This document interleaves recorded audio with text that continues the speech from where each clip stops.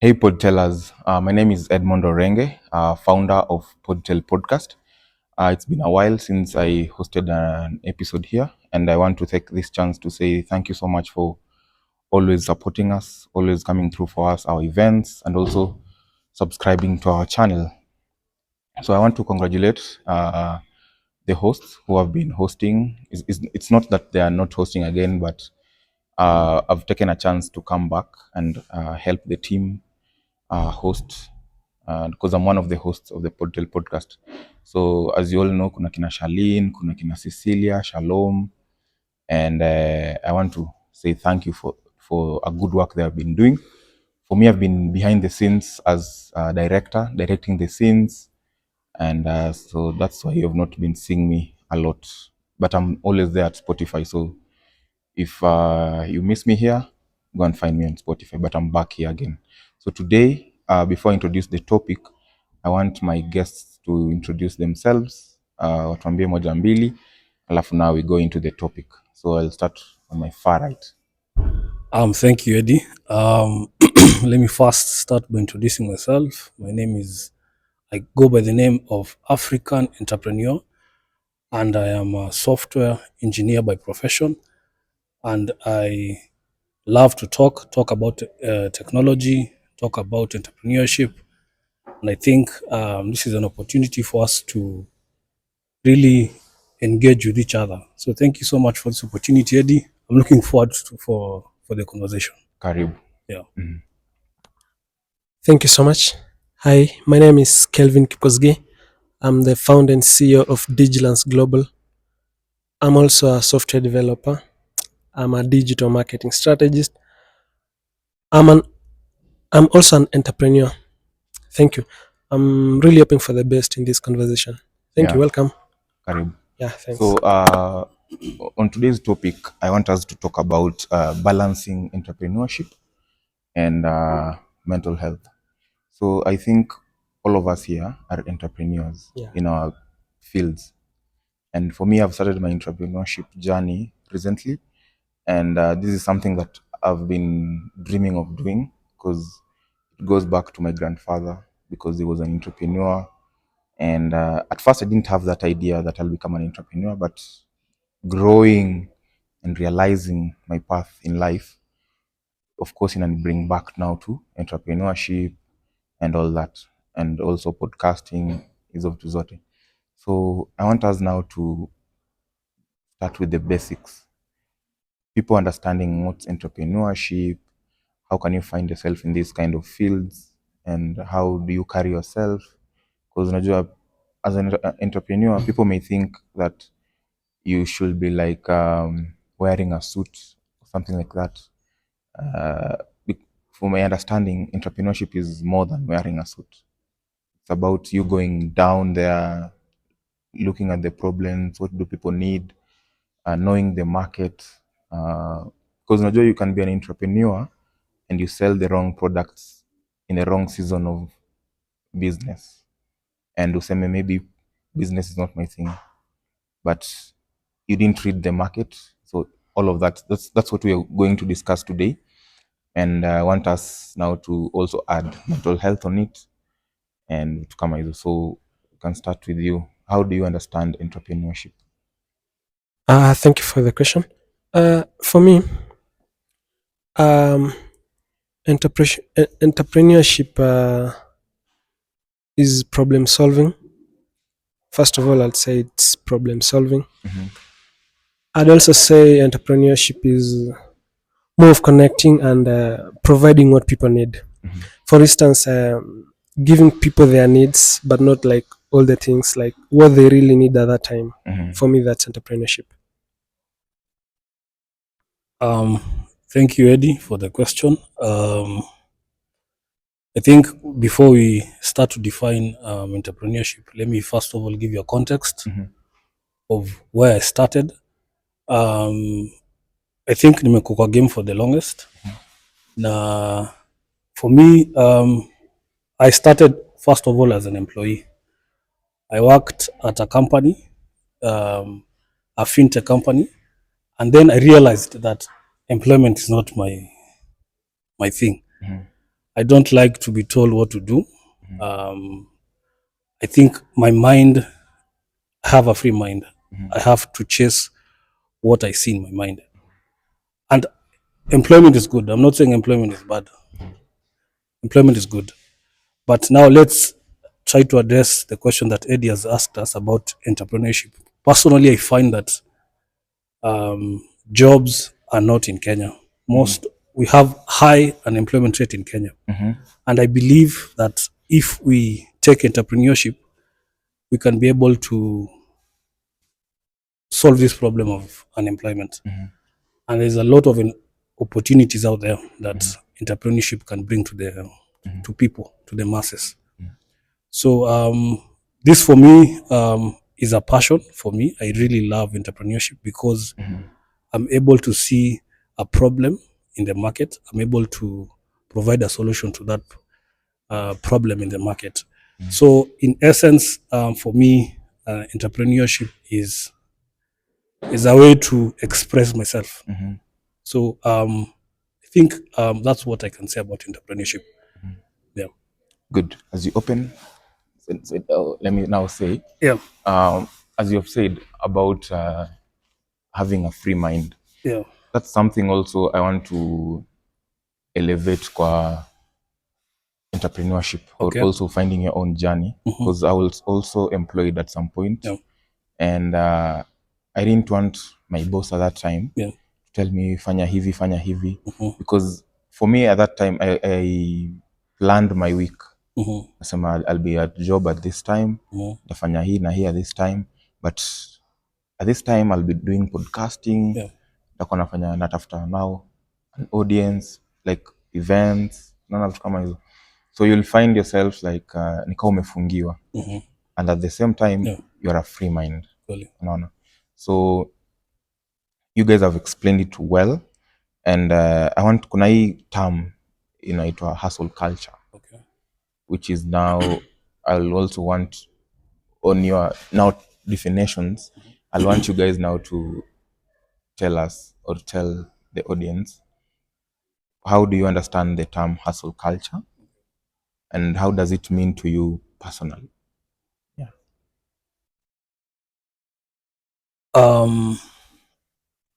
Hustle culture. It's a very, I think, subjective term. Personally, for me, I think hustle culture is good at a certain time. Hustle culture it drains a lot of your energy.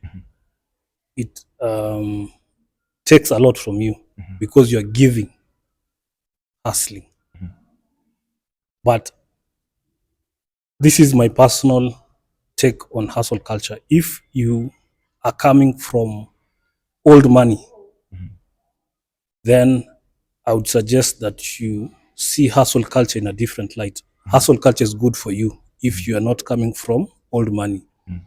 But if you're coming from new money, like for example, you want to build a name for yourself, you want to build something for yourself, you have to go and get it. No one can give to you. Yeah.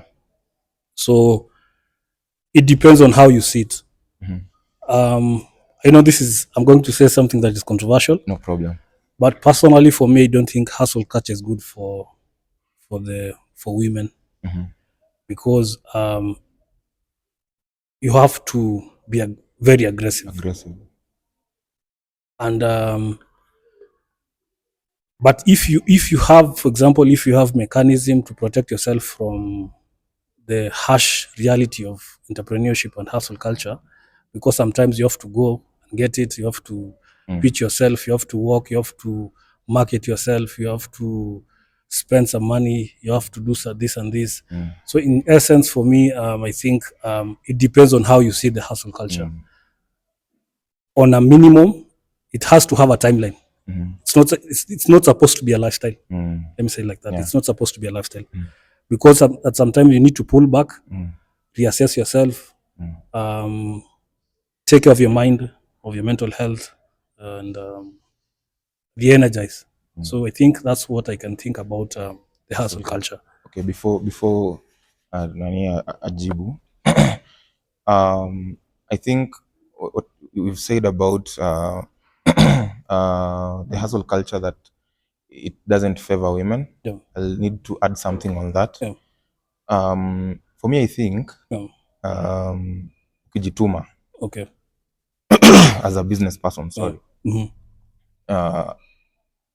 regardless of the age, Yeah. the gender, I think business vile nimeelewa in this young age or vile nimeanza ni if you have that courage, spirit of knowing that kutakuwa na losses, kutakuwa na bad times, the spirit of taking yourself kwa ground, because the part of business that I'm doing, it needs me now to go to the ground, kuchukua hao ma stage managers, kuuliza what are the things you need, what are the things you want me to like sell. If you bring these people, you'll get a certain cut, ama you'll get services done to you for free, unaona. So kuna certain compromises as a business person unafanya yenye ina lead to me saying that also women can dominate in areas where men dominate, unaona. So, and that's hustle culture, unaona, because you're hustling, and there's this thing we are discussing juzi about ilikuwa downward, what our president is doing inaitwa Bottom up economic transformation agenda. I think that's bottom up. Yeah. Because you're going from bottom coming up. Yeah. So you can answer. Okay, so for me, I'd say hustle culture. It's just the motive. I mean, the willpower to keep on moving, regardless of what's coming your way. Like you just push, no matter what. Yeah, you don't need like to be forced. You don't need like to have. You have to push. For me, that willpower to go ahead, like to make sure you are going forward, going ahead, and getting what you want. For me, I can define hustle cultures that way. Culture. Yeah. Yeah. So, and Sorry. now moving to the next question. As I've done on my podcast, I took a break from shooting or hosting the podcast, and but at the same time, the podcast was still going on because I have a team that can host and can make the podcast like be on a consistent level. So the same question I'll ask on the now business and entrepreneurship. Have you ever felt guilty of taking a break, and why do you think you felt guilty, and why did you think you needed the break at that time? You can start with Ian. Ama, you can start. Okay. Thank you. So, for me, I'd say yes. First of all, before I continue with that, answering that, I'd say like some of people like don't really understand the true meaning of maybe being lazy and having like I've taken a rest. Like there is still like people don't know to differentiate There's between a like thin line. yeah, they haven't differentiated that much. Like, are you lazy or are you taking a rest?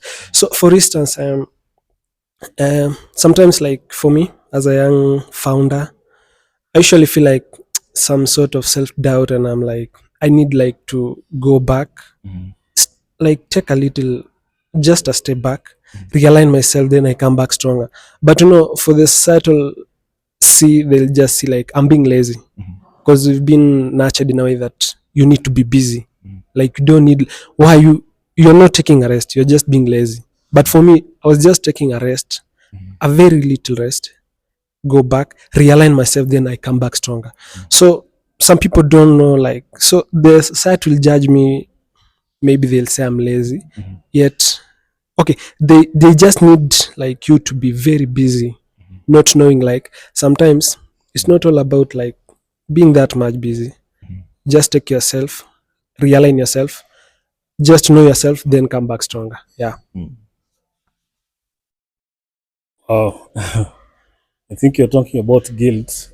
I think guilt comes from having fear of rest, Mhm. or maybe when you're slacking, Mm. you're not ujitumi. Mm. So when you're guilty, when you're feeling guilty, I think it's a good thing when you feel guilty. Yeah. Sometimes your body needs to rest. Mhm.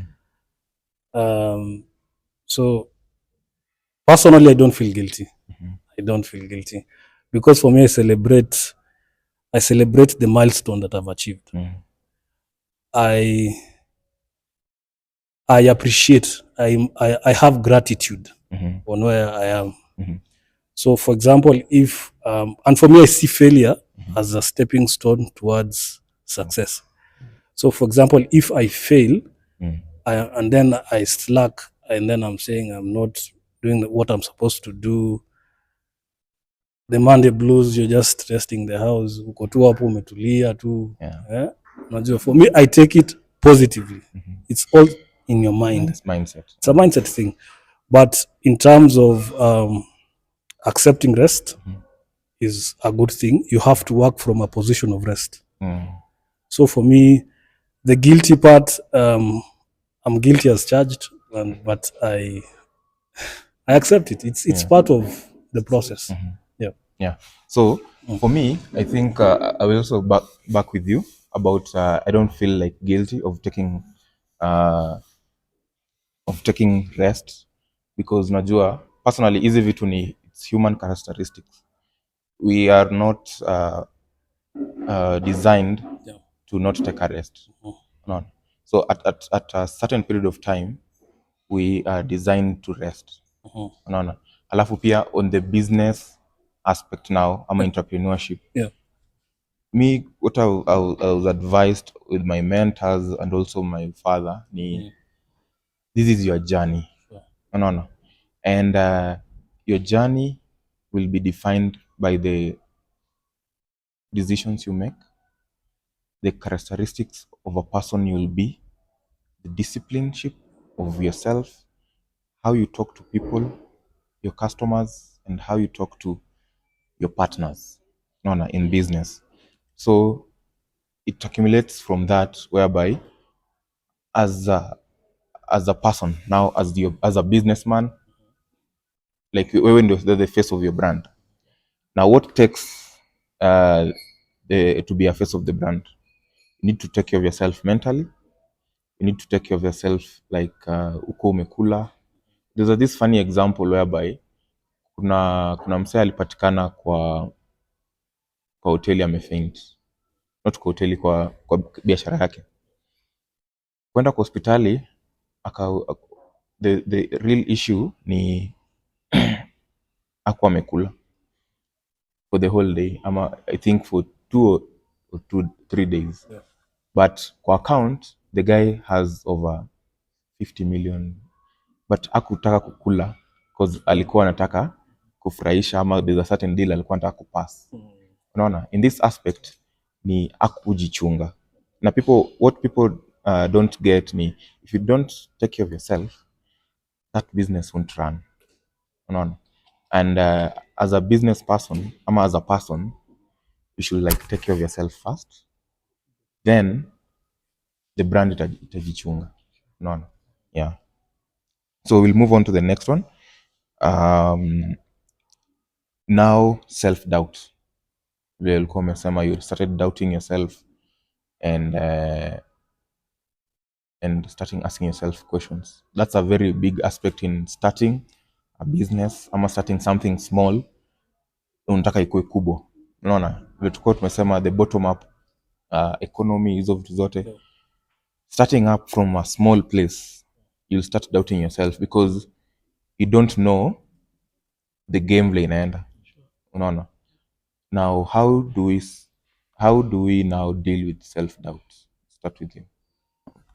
Uh, Especially when things aren't going your way. okay, for me, I'd say like when dealing with self doubt, first of all, I'd I'd try to see the bigger picture ahead of me instead of seeing like whatever it's in that moment, that exact moment. I'm doubting myself. So I'll try to think of a very big picture of where I'm going, very good things of what is coming. Again, I'll try to see the motivation I've maybe done, or maybe someone has motivated me. For instance, what usually keep me driving and maybe trust myself and say like I don't need to doubt myself is there's some people I've worked with, and each and every time like they compliment what I'm doing and they're saying like I did it perfect, it was good. So those little compliments do motivate me a lot. So when I think of doubting myself, then I'm like, no, if I did that thing for that person and is interested, he or she is interested, then that means I'm good. Yeah. I'm doing this thing perfect. So I actually see the bigger picture that's coming ahead instead of looking at that right moment. Yeah. So for me, that's my very way on of dealing with self doubt. Okay.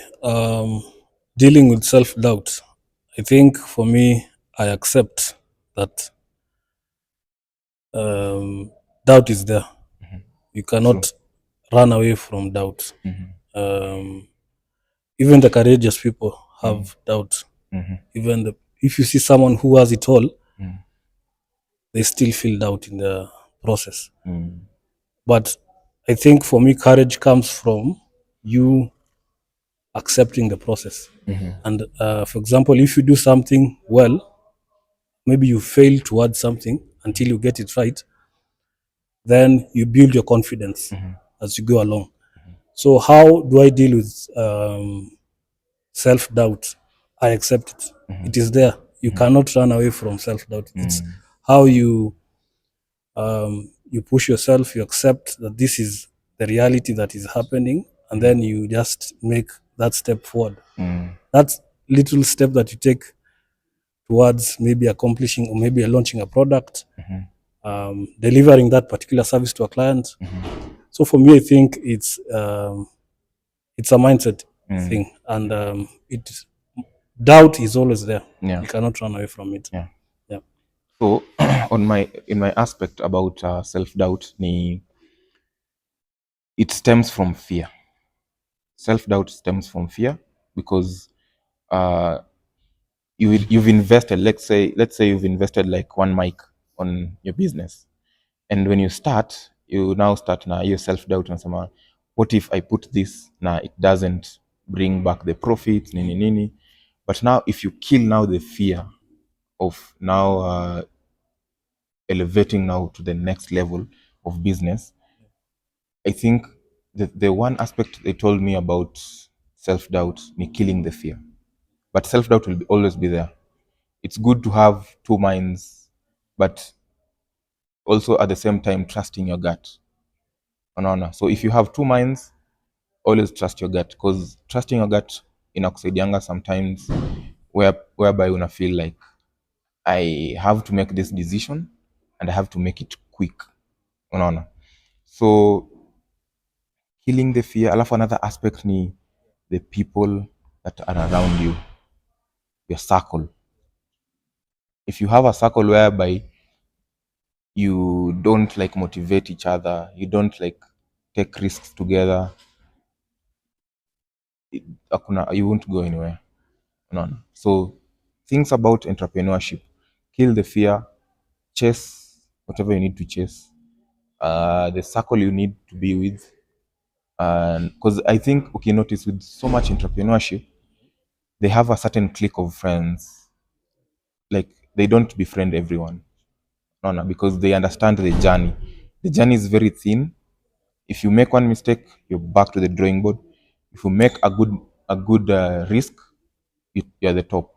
No. So I've come to understand the ideology of people saying that these are not my friends. These are people I know. These are my friends. No, there's a thin line into that.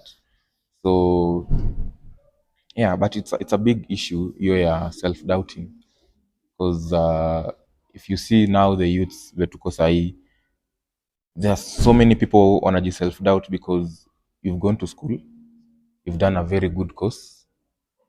Now a person who alifanya college ama akwenda university, they are doing better or they are trying more than you. Unaona? So you start self-doubting because unasema mimi niko na brains, nimefanya hii na hii. It's not see ati hao wana brains, but they have capitalized on fear and risks. None. Yeah, so I think we can move on. Do you think like social media fuels the pressure of us keep pushing the hustle culture?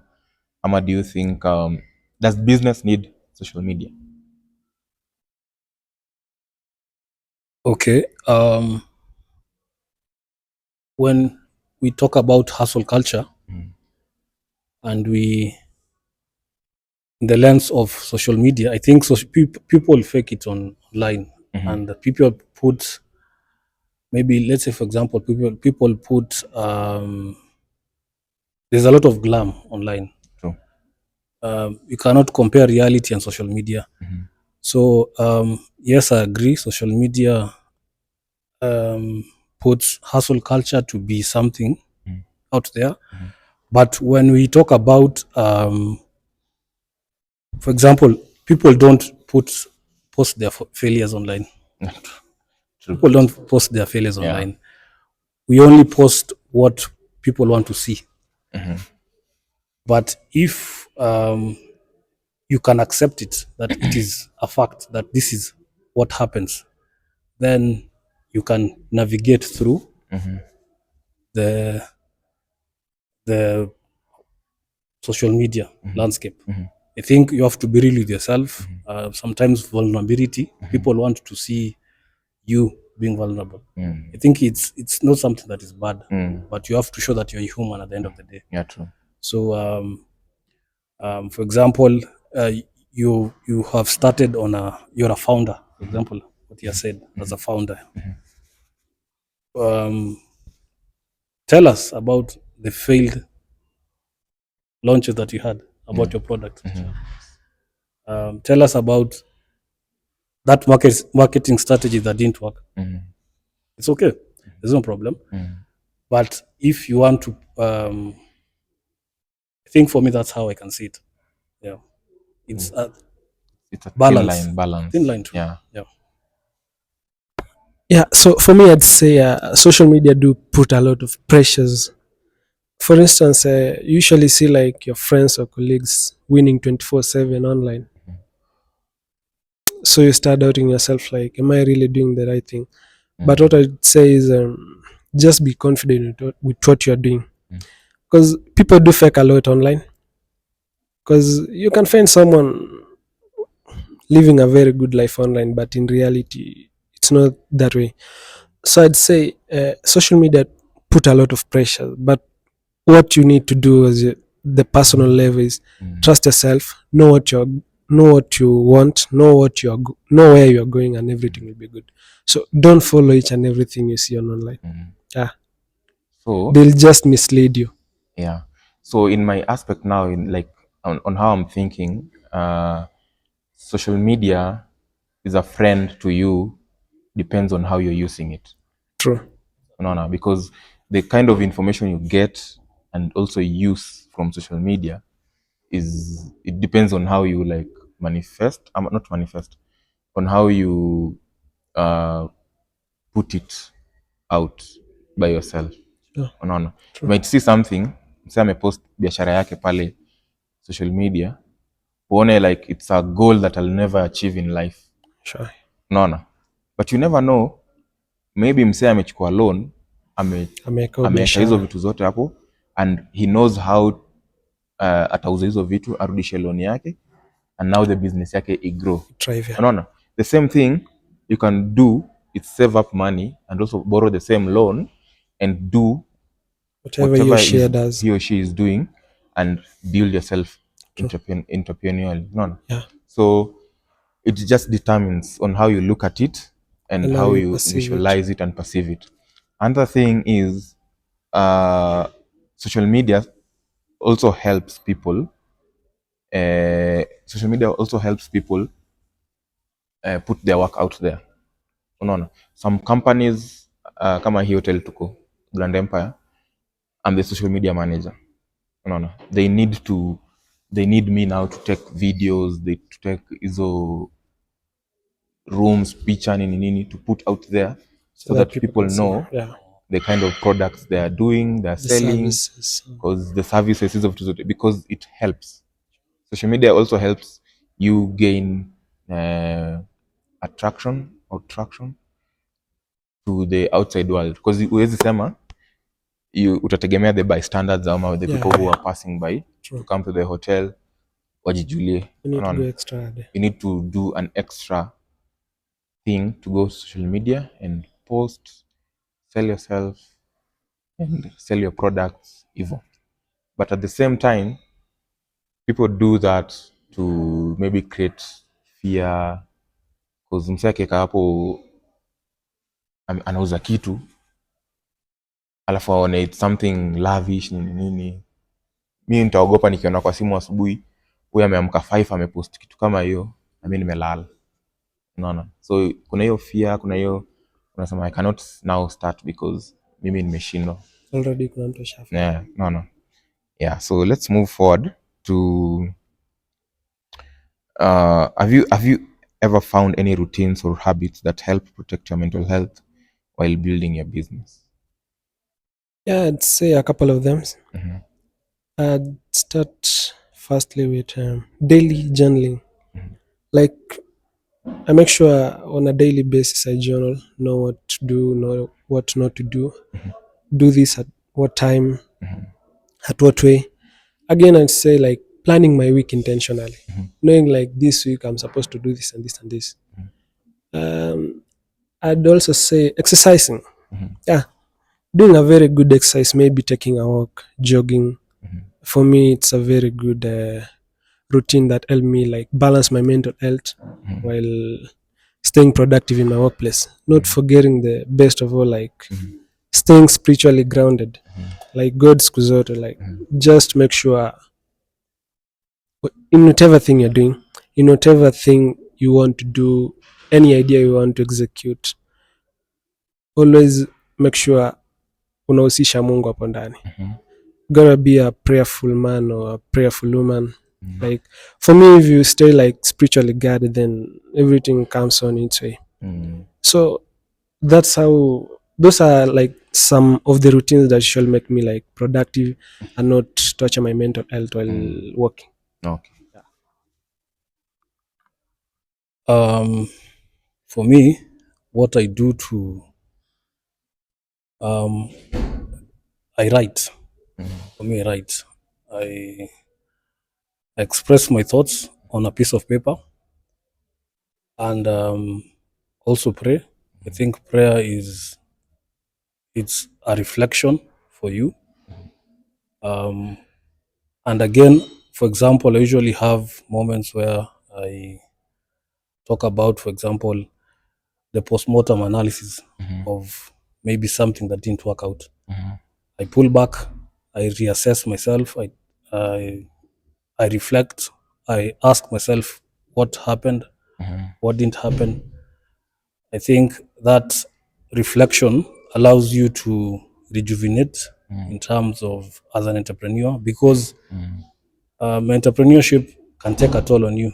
Yeah, true. It can take a toll on you. And maybe just accepting it. Accepting it, it's part of the process, and making the best out of it. So that's how my process. Yeah. Yeah. So I can see we have something in common. We journal, right? Because I also write. And there's kuna hizi certain routines that have helped me become or shown the path to me. The first thing is sometimes you need to be selfish to your friends, to yourself, so that you can move forward. As another thing you need is discipline. You need to be very disciplined kwanza on finances. Kuna certain things unafaa kuwa umeji limit of doing with your finances. You need to save, you need to know the profits, you need to know pahali kuna losses. So it needs hizo ujanja kiasi ya kujua how the market flows, and that leads to you having discipline on your finances, on yourself, and also how you carry out your life. Another thing is tumesema carrying out exercises, taking care of your body, because you cannot be a businessman when you're 6 foot under. Unaona? Another thing is people don't talk about it so much. Ni the person you marry as a businessman, ama as a person in life, as a man. But sahii tuko kwa business, tunaongelea business. The person you marry, if they don't understand the type of sacrifices you need to do, the type of you're getting into a man, ama you're getting to know a man who ameplan his finances in a structural way. Unaona? So if you're getting a lady, you need now to include her into that aspect financially. Unakuwa na financial plan. Unaona? But sasa ukipata an impatient person, utafail, because you'll also need to impress her, and that will also make you to move out of that financial plan. Unaona? So if you have planned your finances that in this month of not month, this week I'll buy products carrying 9 million, alafu maybe home, hizo vitu za home shopping ni nini 10,000 ama 20,000 hiyo wiki. Tutaenda out mara ngapi, itachukua how much, ni nini, reservations ni nini, your own self. You need to know the plan on how you're going to do financially, and knowing the flow. Pesa ikiingia inafaa kutoka, like pesa ikitoka inafaa kurudi, on how juu usiporudisha you'll fail. Unaona? So getting the right person, alafu unajua pia you can get the wrong person when you're also growing business wise. Unaona? So ama if you're a business person na you want to like move, it's either you get it right ama wachane nayo until ile time unajua uko stable and you can bring someone into your life, because it can become a mess. Yeah, of course It can become a mess because wanasemanga huwezi mix mapenzi na taxes. You see, so you have something to say? Yeah. When, for example, you have someone in your life, for example, for me, I have my girlfriend, I have my wife who we are together, and she understands the work that I do. Sometimes tunaweza tembea hizi streets na tukose. So at the end of the day nikikuja home, she understands that he's working. He's working. So it all depends on who you are get with, and how do they understand you. at the first instance when you're talking about it, just explain, this is what I do, this is my work that I do, and sometimes, but there are no excuses at the end of the day. True. You have to deliver. You have to deliver, and as a man, you have to provide. You have to provide as a man, correct? Yeah. So maybe this is another topic for another day. Yeah. We can just expand it. Yeah. Okay. So I want us now to talk about mental health in ourselves as men, because we are all men here. I want us to now touch a little bit of it, because nataka tuielewe in the aspect now of entrepreneurship. Why are we supposed to have a stable mindset so that we can enter into business? I'd say for proper decision making, first of all, you need to be very stable. Like you need to be very sound. Like you need to know what you're going to do, because it's not like you're going to do some petty things. You're going on professionally, and you need to have that stable mind to know what you're going for. I think that's it. Know what you're going for. Yeah. Good. I'll start by saying that the conditions will never be perfect for you to start It will never be perfect. You will always face difficulty. You'll always face challenges. I think when you talk about the mindset, for me, I I think on my feet. I think on my feet. If I encounter something that is difficult on my process as an entrepreneur, I tend to pull back, do what you're supposed to do, pray, journal, um, and then get back to the process. It's never that easy, Yeah. but if you have the mental fortitude, you pray, you journal, I think it will be well for you Yeah. if anyone does it. Yeah. So for me, I think the most important thing as a business person or as an entrepreneur, you need to have a stable mindset, because you're the person who's making decisions for the company. In this aspect, let's say for me, I have my own business and I'm the only person who's making decisions, not my dad and not anyone else. No, it's me. The people who I've employed, they're looking up to me to make these decisions, tough decisions. Because if you've encountered a loss this week and you need to buy goods this week, we'll have to take, let's say, a tough decision whereby we have to now encounter whereby tunasema let's borrow a loan so that it can cover up for the loss, alafu tukishauza we now rudisha, we pay the loan, alafu business goes back to normal. Now you need a stable mindset to do that, because if you're not stable, you'll panic. Now if you panic, you'll go now starting to tell, hey dad, send me this, do this, do this, and they'll see you as a failure. No. At the end of the day, you'll see yourself as a failure. These people who you've employed, uh, uh, let's say, they will see you differently because you're not making good decisions and counterattacking problems of your business well. No. So that's why I'm saying it's important to have a stable mindset in whichever things we do. And yeah. So do we have a parting shot or something to add on it, on this topic, before we wrap it up? I think what I can say as a parting shot, if you believe in yourself, believe in your product, believe in in your brand, maybe what you're supposed to do, I think you have to go for it. Don't fear. Embrace the difficult moment in your entrepreneurship journey, or maybe your startup journey. Embrace it. It's part of the process. It will make you to become the person that you're supposed to be.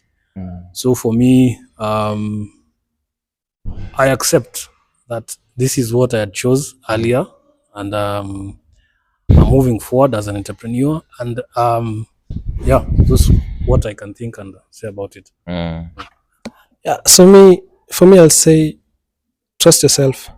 Be confident. Be confident in what you're doing. Just trust yourself. Like from that first moment you thought, I want to do this thing, it was sure that you are going to do it. Like you can't think of something you'll not do it. Even in the Bible, God says, haizi kupea burden yenye itakushinda kubeba. Si ni kweli? So in whatever thing you're doing, just know you're perfect for it. You're capable for it. Embrace everything.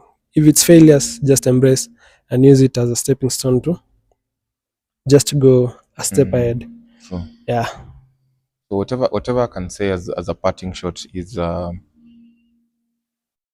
before you enter a certain journey, first understand the journey of what you'll expect, of what you want. Have a vision. Whatever has helped me, let me now talk. Whatever has helped me in my podcast journey is having a vision, and also being on the same mindset with mind-liked people, because I couldn't learn to move forward kama singekuwa na like-minded people. I have a team of 20 people who we are like-minded, and I don't pay them. No. So people, if you don't have someone who's like-minded, in that opportunity ataona unamtumia, unaona. But if you have a vision and you tell them this is where we are going, this is what we want, and this is what we can achieve together, I think you'll move forward. Kwanza they'll see that this person is very, very serious, and also how you carry yourself, unaona. So how you carry yourself, the discipline you instill in yourself, the discipline you instill in whatever you're doing, it will help you for sure. So thank you guys for coming. Thank you. And this is just we've covered a very small portion about business. I'll want us now in the next segment now to uncover a lot that we haven't uncovered about business, about how people can start, how can we get these people who bring us supplies, how can we engage or put business with social media. So kuna those kind of Yeah. aspects and areas that we haven't discussed, and tungesema to cover the whole business structure nini nini, tungekuwa That's a tunadanganya lot. our audience. Plus I don't want the episode to be long, and because it mess with the structure of the what on our watch. So thank you so much. Thank you. And I think it's, for me, it's also a point to, not a point, a phase whereby inaweza toa my rustiness, because it's almost a one year gap that I've not been recording, and I hope you've enjoyed this segment. Yeah, true. And subscribe, buy our merchandise, and I think we shall see you on the next episode. Thank you. Thank you. See you.